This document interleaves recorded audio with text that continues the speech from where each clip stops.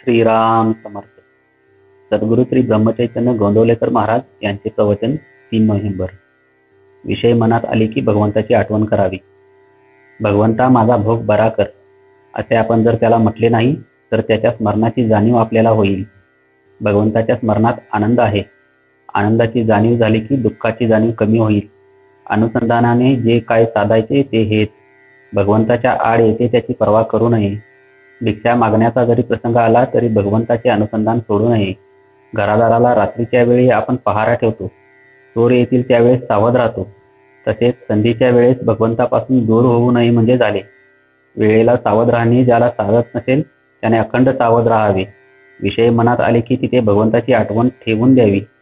अंते मती सागती अशी आपल्यात म्हण आहे. जन्मात जे केले नाही ते मृत्यूच्या वेळेला कसे आठवता येईल. एवढ्याकरता भगवंताच्या अखंड स्मरणात राहावे. भगवंताचे नाम हे औषधच समजावे. भगवंताची प्राप्ती हे त्याचे फल. औषध मात्र थेंब थेंब आणि सतत पोटात गेले पाहिजे. नामस्मरण जर शेवटपर्यंत चालू राहिले तर तो योगच आहे आणि त्या एकाशी योग साधणारा तो योगी समजावा. एकच ठिणगी सबंध कापसाचा नाश करायला समर्थ असते. त्याप्रमाणे भगवंताचे नाम सर्व पापांचा नाश करायला समर्थ असते. आपण ते आवडीने, तळमळीने, भावाने घेत नाही. त्यात नामाचा काय दोष. नामाची भावना वाढविणे हीच उपासना. एखाद्या आईला सांगितले की तू मुलाला जवळ ठेव पण त्याच्यावर प्रेम करू नकोस, तर ते जसे शक्य नाही त्याप्रमाणे नाम घेणाऱ्याला सत्कर्म टाळू म्हटले तरी टाळता येत नाही.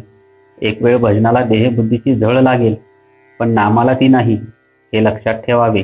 मरणाच्या मागे स्मरणाचा ससेमिरा लावून ठेवावा म्हणजे मरणाची भीती नाहीशी होईल. खरोखरच भगवंताच्या नामाची तळमळ मनापासून लागायला हवी. 13 कोटी जपामध्ये अंतकरणाची तळमळ ही जास्त उपयोगी पडते, यात शंकाच नाही. भगवंतापासून वेगळे न राहणे, त्याचे विस्मरण होऊ न देणे, त्याच्या स्मरणात राहणे, त्याच्या नामात राहणे, यातच खरे समाधान, शांती आणि सुख आहे. खरे सांगतो मी, मनुष्याने जन्माला येऊन एकच करावे, आपण नामात राहावे आणि दुसऱ्याला नामास लावावे. संसारात न्यून पडू देऊ नये पण भगवंताला विसरू नये. भगवंताच्या स्मरणात स्वतःच विसावे. सर्वाभूती नम्र होणे हाच अभिमान घालवण्याचा उपाय होय. इतर साधनांनी जे साधायचे ते नुसत्या अनुसंधानाने साधते. हाच या युगाचा महिमा आहे. जय जय रघुवीर समर्थ. आजचे बोधवाक्य. मायेने आपल्यावर विषयास्त्र सोडले की आपण त्यावर भगवंताच्या नामाचे अस्त्र सोडावे म्हणजे विषय आपोआप नाहीसा होईल. श्रीराम समर्थ.